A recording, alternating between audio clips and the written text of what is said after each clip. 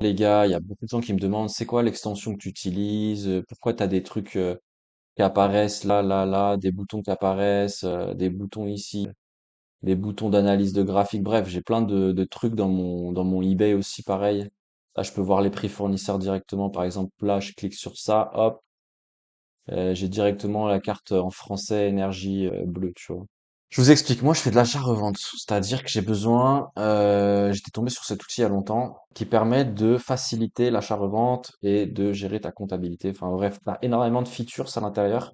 Du coup, moi je propose un code promo là qui est écrit ici là au-dessus, que vous pouvez voir là. Bref. En gros, l'objectif c'est de voir si t'es rentable ou pas. Est-ce que t'es rentable sur l'achat et revente de cartes. Sachant que dans le logiciel de comptabilité, on peut prendre en compte le prix des frais de port, le prix de la gradation, etc., etc. Parce qu'en fait, c'est vrai que à première vue, par exemple, cette énergie-là, bon là de toute façon, je sors d'une autre vidéo.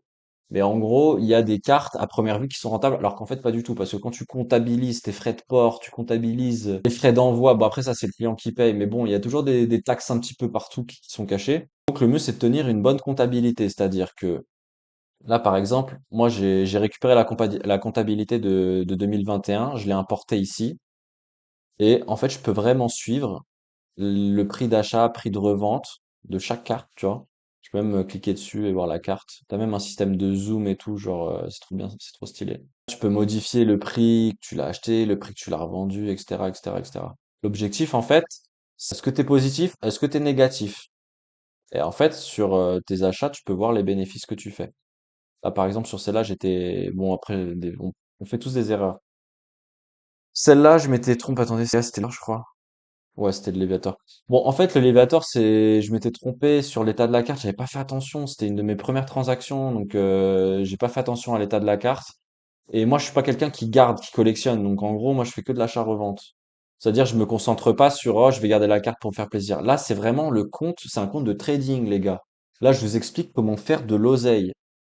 C'est pas des mille et des cents, tu vas pas devenir millionnaire avec ça, mais ça peut te faire des petits compléments de revenus. Ensuite, de deux, j'ai pas de formation à vous vendre. Je ne vous vendrai jamais de formation. Le seul truc que j'ai là, c'est le logiciel que j'utilise, l'extension. J'ai un code promo dessus. Je suis en accord avec le dev. C'est tout ce que je vous propose. C'est de payer un outil 2 fois moins cher. Un outil qui répond vraiment à un besoin qui est plus que correct.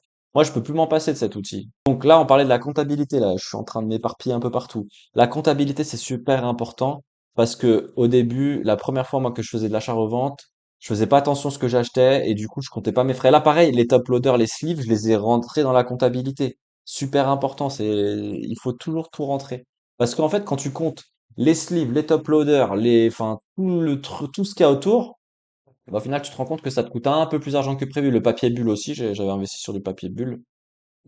Du coup là, je vais vous montrer ma comptabilité sur l'achat-revente PCA. Ça, c'est des cartes. Je m'étais mis à faire ça au mois de janvier. Donc, achat-revente, pareil, comptabilité plutôt propre, que en positif. De toute façon, j'ai que du positif sur l'achat. C'est pour ça que là, je fais vraiment que des vidéos sur l'achat-revente de PCA parce qu'en gros, c'est trop rentable. Mais faut être intelligent, faut pas tout grader n'importe comment, tu vois. T'as des cartes, elles sont plus intéressantes de faire pardon, de prendre une position achat-revente direct que de faire un achat, de la faire grader et de la revendre. Donc là, voilà. Donc ça, c'est la comptabilité. Je vous explique comment ça marche. Là, par exemple, je crée une nouvelle comptabilité. Je vais l'appeler Scalper. Dedans, on peut ajouter. Ah oui, c'est ça qui est intéressant. Si tu t'associes à quelqu'un, ça, c'est un truc de ouf. Si tu t'associes à quelqu'un, tu peux ajouter l'utilisateur. C'est-à-dire que tu cliques sur modifier. Tu peux rajouter son adresse email ici, de son compte project151.fr. Ça, c'est une dinguerie. Ça veut dire qu'en gros, si lui, il investit 50 euros et que toi, tu investis 100 euros, et ben, en gros, lui, il récupérera que ce qu'il a investi aussi en partie et tu peux même choisir le pourcentage de part de la comptabilité. En gros, c'est comme si là, tu crées une société, entre guillemets, une société, hein, avec des actions, mais il n'y a pas d'actions. Mais en gros, ta comptabilité, tu peux la diviser en deux, en trois, en quatre. Et selon chaque personne qui investit dedans, bah, tu peux lui attribuer des bénéfices. Là, par exemple, je vais créer une transaction dessus.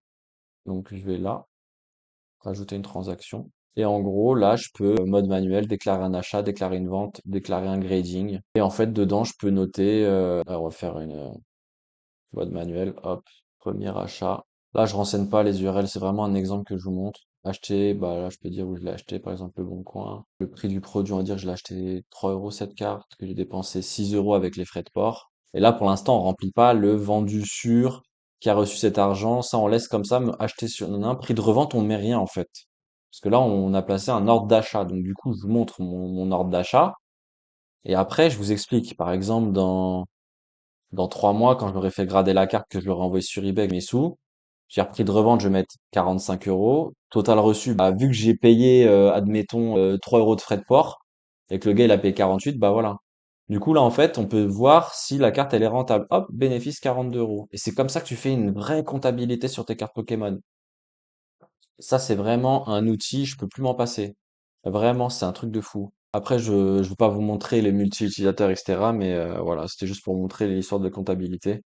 Là, pareil sur Écarlate et Violette. Les Vestars, c'est une comptabilité que j'avais commencé, ouais, au mois de janvier 2025, cette année. J'avais fait que de l'achat-revente rapide. Je m'étais même pas pris la tête. Je m'étais vraiment pas pris la tête. C'était que de l'achat-revente rapide. Voilà, t'as les graphes, t'as tout. Enfin bref, que demande le peuple, quoi.